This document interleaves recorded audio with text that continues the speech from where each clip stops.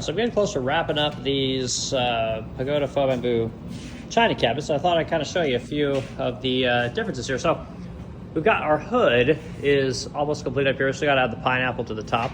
But you can see we have all of our faux bamboo along here. Looks pretty slick.